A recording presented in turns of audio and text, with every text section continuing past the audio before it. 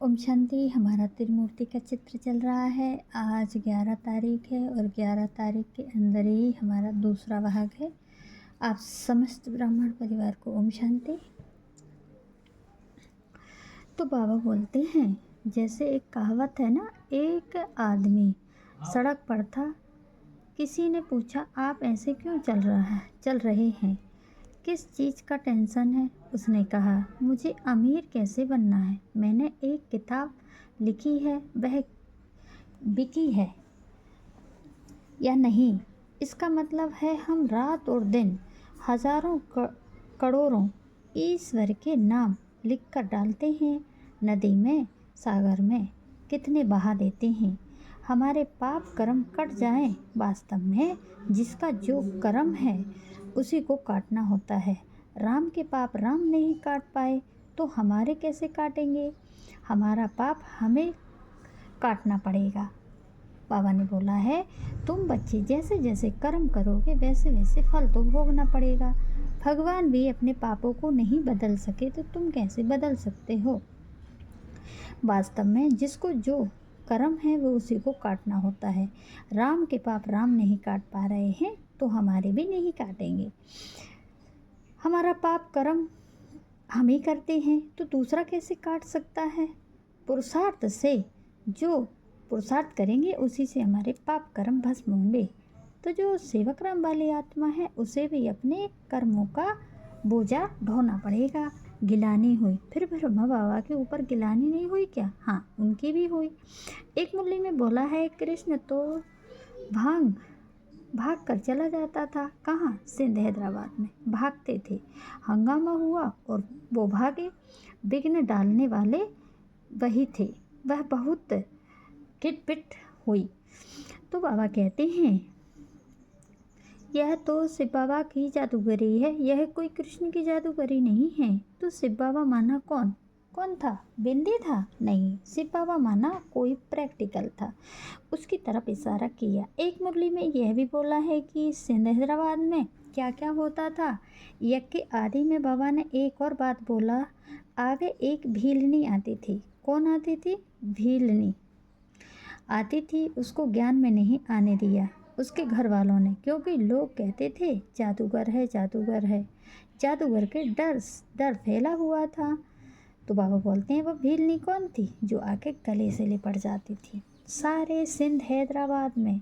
तो बाबा ने क्या कहते हैं, यज्ञ के आदि में जादूगर भी कहते थे। तो उसके घर वालों ने उसको आने नहीं दिया। वो आई और उसके घर वालों ने उसको उठाकर चले गए। जब सिंध हैदराबाद में ब्रह्मा बाबा थे तो एकदम बाबा के पास अनेक ब्रह्मा बाबा की गले लग कर चिपकने लगती थी। वही भंगनी लगी तो बाबा सेवक राम के भी, और बाबा बोलते हैं जितना भी वहाँ सत्संग होता था वहाँ जाके चिपक जाती थी। सबके सामने उसे शर्म नहीं आती थी। लोग क्या कहेंगे, कहने लगेंगे। सारे लोग आश्चर्य होने लगे, अरे यह तो जादूगर है, सबसे ज़्यादा जादूगर करता है। तब से लेकर के जादूगर का नाम शुरू हुआ। कब से? सो भंगनियाँ आई थी। जब भंगनियाँ आके भीलनी कहती हैं, उसके भंगनियाँ भी कहती हैं, मेहतरानी भी कहती हैं, तब से लेकर के जादूगर की शुरुआत हुई। तो जादूगर हो गया ना, बूढ़ा के साथ चिपक रही है, यह तो आश्चर्य की बात हो गई। एक जवान के साथ कोई कन्या चिपकी तो बात अलग है, लेकिन एक बूढ़े व्यक्ति के गले लग रही है, ये भी एक बात हो जाती। ऐसे करके बोलने लगे तो उसके घर वालों, उनके परिवार वालों ने उनको आने नहीं दिया। एक मुरली में यह भी बोला है कि कृष्ण तो गाली खा ना सके, ज़रूर दूसरा कोई गाली खाता है। जिसको गाली मिली थी कौन था वो? दूसरा। 45:19 की मुरली में है यह। उसमें बोला है कि कृष्ण है लेकिन कोई दूसरा भी था जिसको गाली मिली। सेकंड नंबर में तो कृष्ण को भी मिली, कृष्ण को सेकंड नंबर में मिली। बाबा कहते हैं ना, पहले पहले मेरी गिलानी होती है, सेकंड नंबर में इसकी गिलानी होती है। तो पहला नंबर पकड़ना है हमें तो। और बाबा यह भी बोलते हैं कि सिंध हैदराबाद में क्या करते थे, कैसा ज्ञान है, जो सबको भगा के ले जाता था। कैसा ज्ञान था? फिर एक मुरली में यह भी बोला है कि कितनी गालियां आदि खाएं। एक कहावत है ना, माना पहले कान था करता जीवत घात, अब तो मन हंस बनो मोती चुन चुन खाए। पहले कग था, कग माने जिसे हम कौआ बोलते हैं, काग था, अब क्या होगा? अब मन हंस बना मोती चुन चुन खाए। ब्रह्मा जो मन है ना, वह कभी भी कंट्रोल में नहीं था। मन चिंता रहता था। चलते चलते ब्राह्मण फंस गए। बाबा ने ब्राह्मण बनाया ना, तो ब्रह्मा बाबा क्या करते थे? वो फंसाने का काम करते थे। तो गाली खाने लग पड़ा। सारी पंचायत होती थी, एक तरफ दादा, दूसरी तरफ सारी सिंधी पंचायती। कहेंगे ना क्या करते थे? एक कहते हैं माना ये धंधा करता है। काम को जीत पाने के लिए क्या करना पड़ता है? काम को जीत पाने के लिए पुरुषार्थ करना पड़ता है, वो डायरेक्ट बोलते थे। लेकिन पंचायत जो सिंध पंचायती थी ना, वह लोग गिलानी करते थे। देखो यह ब्रह्मा ने, दादा लक्खी राज ने कोई ब्राह्मण किया है, ब्रह्मा को अपना बनाया है। जब से उसने अपने ब्राह्मण बनाया सेवक राम था, तब से उनका गाली खाना मतलब गिलानी होना, कलंक लगना शुरू हो गया था यज्ञ के आदि में। तो एक कहावत है ना, सुख साथी जीवत जाए, चोर बादशाह आयु भर रक्षा करें, जब तक अंत का पाए। ईश्वर ने तो वचन दिया है उस शरीर की रक्षा करने के लिए, इसलिए राम वाली आत्मा पर कितनी ही परीक्षा हैं, लेकिन उसे सुप्रीम सोल शिव ने हमेशा उसकी हिम्मत को बढ़ा के रखा। सारी दुनिया के से अकेला लड़ता था। तब तक सेवक राम यज्ञ में नहीं जुड़ा था, बताया ना। कुछ समय के बाद आया, तब तक गाली नहीं मिली, लेकिन जब सेवक राम आया, गाली खाने की शुरुआत हो गई। माना सेवक राम वाली आत्मा जब आती थी तभी गालियाँ पड़ती थी, नहीं पहले कोई नहीं लेता था। बाबा बोलते हैं कि सारी पंचायती उसका विरोधी हो गई थी। उसने धंधा ही ऐसा किया था, काम विकार को जीतने के लिए काम विकार से युद्ध करना शुरू किया। गीता में भी कहते हैं ना, अर्जुन विकारों को जीतने के लिए युद्ध कर, आते आते भागना। भगवान सबसे पहले क्या करते हैं? विकारों को जीतना सिखाते हैं। जीतना माना हमें तो विजयी बनना है, इस हिसाब से हंगामा हुआ। बाबा ने यह भी बोला है, ब्रह्मा दादा लक्खी राज तो सारी बातें अंदर की बाहर कर देते थे। एक कहावत है ना, तन को जल से धुलाना सरल बात है, मन को निर्मल बनाना बड़ी बात है। तो ब्रह्मा दादा लेखराज मन था ना, वह अपने अंदर नम्रता लाई नहीं। इसका क्या मतलब है? वो हमेशा मन चंचल था, तो चंचलता के कारण सब बाहर बता देते हैं। जैसे चंचल चंद्रमा अपने अंदर कुछ भी नहीं छुपाता था। जब तक सेवक राम जीवित रहा तब तक ये कार्य चलता रहा। सिंध की पंचायत बात बता रही है आप लोगों को, और सिंध हैदराबाद में यह भी कहते थे कि यह जो ज्ञान है ना, स्त्री पुरुष में भाई बहन बनाते हैं। भाई बहन बनाने वाला ज्ञान है, यहाँ की झगड़ा करने वाला ज्ञान है। क्योंकि एक पवित्र बनता है तो दूसरा अपवित्र बनता है। इसको क्या कहेंगे?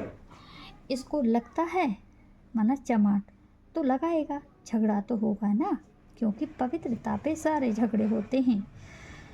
क्या नया बात हो गया? बाबा कहते हैं जो इतने सारे भोगी बन रहे हैं, जो सिंध हैदराबाद में भेजे गए। सिंध हैदराबाद में क्या है? अपने अपने घर बार छोड़ करके भागे। कहाँ आ गए? पवित्र बनने के लिए। क्या करते हैं? प्रार्थना, भक्ति, साधना, संगत, अच्छे लोगों का संगत करेंगे तो अच्छे संस्कार आएंगे। जिन कन्याओं माताओं ने बाबा से ज्ञान ले लिया था, वह ज्ञान में डूब चुके थे। दुनिया वाले इन चीज़ों को नहीं समझ पा रहे थे, इसलिए उन्हें लग रहा था कि सारी कन्याएं माताएं दुष्ट हो रही हैं, भ्रष्ट हो रही हैं, भोग रही हैं। कोई तो कूद के आते थे। क्यों भागे? कारण यह था कि वह पवित्रता की पढ़ाई पढ़ाया जाता था। पवित्र रहो, योगी बनो। आत्मा का ज्ञान थोड़ा बहुत था, लेकिन एक जादूगरी चली थी, इस हिसाब से ज्ञान दिया जाता था। वो सब भाग के आते थे। ऐसी दूसरी बात बाबा ने यह बोला है कि शुरुआत में बाबा ने क्या बताया था, पाकिस्तान कब्रिस्तान भी बना था। किसने भी, जितने भी सिंध हैदराबाद में आते थे सबको बाबा क्या करते थे, बाप दादा इकट्ठे थे, सबको क्या करते थे, चमत्कार कराते थे, दिखाते थे कि सब लोग ध्यान में चले जाते थे। बाबा ऐसे ऐसे चमत्कार करते थे कि बच्चे ये देखो बाबा जी जादूगरी कर रहा है। बाबा बोलते हैं बाबा ने यज्ञ के आदि में क्या बनाया था, कब्रिस्तान बनाया था। सब सोते थे, अब क्या करते थे, सो जाते थे। ऐसे ही अब क्या अंत में क्या होने वाला है, कब्रिस्तान और परिस्तान दो प्रकार का होता है ना। तो पहले सब मुर्दे बन गए थे, अज्ञान की नींद में सो गए थे। अब फिर से भगवान कब्रिस्तान बार बार बनते रहते हैं, देवहान में मर जाते थे। ऐसी अंत में क्या होने वाला है, बाप क्या बना रहे हैं, ब्राह्मणों की दुनिया बना रहे हैं। अभी तमोप्रधान बन रहे हैं तो कब्रिस्तान बन रहे हैं, सब सो रहे हैं। और यज्ञ के आदि में भी क्या हुआ था, सब सो जाते थे। तो हद में सोए हुए थे या बेहद सोने की बात है, बेहद की सोने की बात है। सब ध्यान में चले जाते थे। उस समय क्या साक्षात्कार हुआ, भक्ति है कि ज्ञान है, सब भक्ति है। तो भक्त में मस्त हो जाते थे, सो जाते थे, स्थूल नींद करते थे। ज्ञानवान तो फूल ही गए। अब ऐसा अंत में भी क्या होगा, यह कब्रिस्तान बन रहा है। बाबा सारे ब्राह्मणों की दुनिया में घोर अंधकार लाने वाला है। अंधकार चलेगा, चल जाएगी। क्या होगा, महाशिवरात्रि, शिव बाबा का प्रत्यक्ष रूपी जन्म होगा। बाप का जो खेल है ना, वह बाप क्या है, जादूगर है। बाप क्या है, सौदागर है। बाप क्या है, सब कुछ बाप भी करके अपने आप में छुपा ही लेता है, छिपा लेता है, तो सब कुछ करता है। बाबा ने बोला है जगत भी है, गिरता भी है, जागता है, उठता भी है, सब कुछ करता है। एक है बाप, बीज है ना। तो अंत में क्या होने वाला है, अब कब्रिस्तान बनने वाला है। अंत में भी बन गया था, आदि में भी बना था।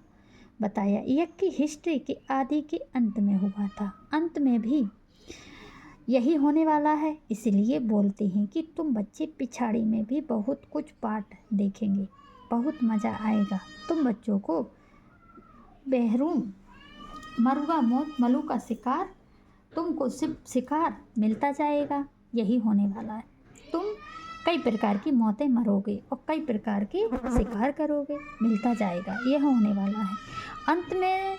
तो बाबा ने यह भी बोला है कि स्त्री पुरुष जो विकार के लिए लड़ते रहते हैं ना, एक जवाहरी है, स्त्री को भगाते हैं।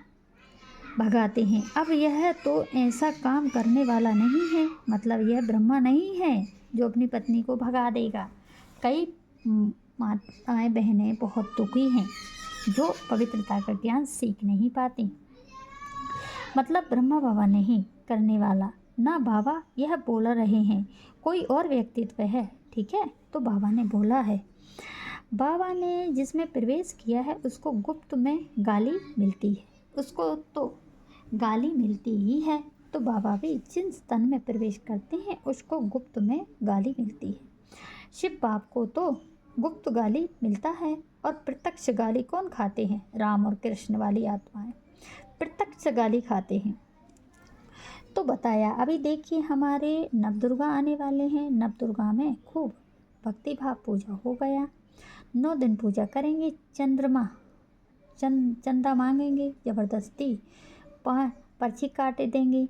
ऐसे भक्ति मार्ग में होता है। वो वहाँ शूटिंग हो रहा था, पर्ची काट देंगे और फिर प्रमाण प्रतिष्ठिता सब कुछ करवाने के बाद में 10 दिन में वह कौन सा अपराध कर देती है जो उसे माना ट्राली में भरकर फेंक देते हैं, दुर्गा को पानी में जाकर फेंक देते हैं, गणेश को भी फेंक देते हैं, लाखों रुपये खर्च करते हैं और बोलते हैं अगली बार पप्पा दुर्गा हमारे घर ज़रूर आना। अरे कोई हमारे घर में आता है उसे हम इज्जत से रखें और जाते समय लात मार के भगा दें तो वह आएगा डबल से? नहीं आएगा, क्योंकि यह सब दिखावा है, भक्ति है, लगातार क्या हो रहा है, लगा कर रखा है। चेतन देवियों की वह बात है यह, तो इसका मतलब है 9 दिन तक योगी, फिर 12 महीने के लिए फिर कहाँ चली जाती है देवी गणेश। ऐसे ही हम अगर एक दिन ही 1 किलो घी पिए तो फ़ायदा होगा, मर जाएंगे। ऐसे ही परमपिता परमात्मा जब इस सृष्टि पर आते हैं तो उसे पहचान ही नहीं पाते। साधारण तन में आए हुए परमात्मा को मूढ़मती लोग पहचान नहीं पाते। श्रद्धा पूर्वक मानना चाहिए, लेकिन क्या क्या इल्ज़ाम लगाते हैं। अव्वल नंबर की देवी राम वाली आत्मा और अव्वल नंबर की धरनी शिव सुप्रीम सोल, माना अव्वल नंबर की धरनी बनती है राम वाली आत्मा, क्योंकि सुप्रीम सोल उसमें प्रवेश करता है। बुलाया तो बाबा ने बोला परम धाम से मैं उस पिता को पुकारता हूँ। माना जो अव्वल नंबर की धरनी है वो दुखी होती है तो सुप्रीम सोल परम धाम से आता है। उस माता के अंदर मैं ज्ञान का बीज डालता हूँ, उसके अंदर मैं ज्ञान अंकुरित करता हूँ। उस तन में प्रवेश तो कर लिया उसने, लेकिन उसकी कोई वैल्यू ही नहीं है। यह तो भाई वाली बात, वही वाली बात हो गई। बिरला ने खूब पकवान खिलाए और लास्ट में बीरबल ने खूब पकवान खिलाए और लास्ट में बोल दिया बर्तन न मांज के जाना। एक महिमा थी, यही तो लास्ट में हम लोग कर रहे हैं। महिमा थी इस जगह को साफ कर जाना, तो खिलाना पिलाना बराबर हो गया। परमात्मा को बोल तो दिया कि परमात्मा परम धाम से सृष्टि पे आ जाओ, वो आ तो गया, लेकिन बुलाने के बाद भी उसकी इतनी गिलानी कर रहे हैं। अभी भी क्या हो रहा है, सबसे जास्ती गिलानी गाली कौन खा रहा है? वही रामकृष्ण की आत्माएं प्रत्यक्ष रूप में गाली खाती हैं। शिव बाबा को तो गुप्त गाली मिलती है। एक मुरली में यह भी बोला है शिव बाबा तो अभुक्ता है। आगे एक बच्चे के तन में आते थे, कुछ लिखते थे, झट भाग जाता था। बाबा बोलते हैं गुलजार क्या किया था, गुल बाजार डाला और भागा दिया। शिव बाबा कहते हैं हम तो अभोक्ता हैं, कुछ भी खाते नहीं हैं। कौन से बच्चे की तरफ इशारा किया जो यज्ञ के आदि में थी कि शिव बाबा उसके तन में आते थे, कुछ खिलाते थे, फिर झट भाग जाता था। शिव बाबा कहते हैं मैं तो अभोक्ता हूँ, मैं तो माना कुछ खाता पीता नहीं हूँ। गुलबाजार करके एक लड़के का नाम था, यज्ञ आदि में डालने आया हुआ हूँ, ज्ञान सुनाने आया हूँ। तो वही गीता माता थी, वह ही राधा बच्ची थी। 2 बच्चों की तरफ इशारा किया। ऐसे ऐसे बच्चे थे गुल बाजार बनाने वाले, ऐसे ऐसे बच्चे थे जिसके तन में प्रवेश करते थे फिर झट चले जाते थे। लेकिन शिव बाबा कुछ खाते पीते नहीं। इस समय हद की बात थी, अब क्या होने वाला है, बेहद की बात होने वाली है। अंत में भी क्या होगा, बाप किसके द्वारा प्रत्यक्ष होगा, त्रिमूर्ति के द्वारा प्रत्यक्ष होगा। पहले तो मनुष्य सृष्टि का बाप है, राम वाली आत्मा तो है ही। अंत में भी मतलब जो गीता माता है ना, उसके द्वारा क्या पाठ बजने वाला है, महाकाली का पाठ चलने वाला है। जब महाकाली का पाठ चलेगा तो कौन सा पाठ चलेगा, जो भी आसुरी हैं, जो भी अहंकारी हैं, जो भी बाप के प्रति गिलानी करने वाले हैं, सबके गले काट देगी, सबको मौत की खांट उतार देगी। कहावत है ना, कोई कितना भी कुछ बोले अपने आप को शांत रखना है, क्योंकि सूरज की किरणें कितनी भी तेज क्यों ना हो, लेकिन समंदर को सुखा नहीं सकती।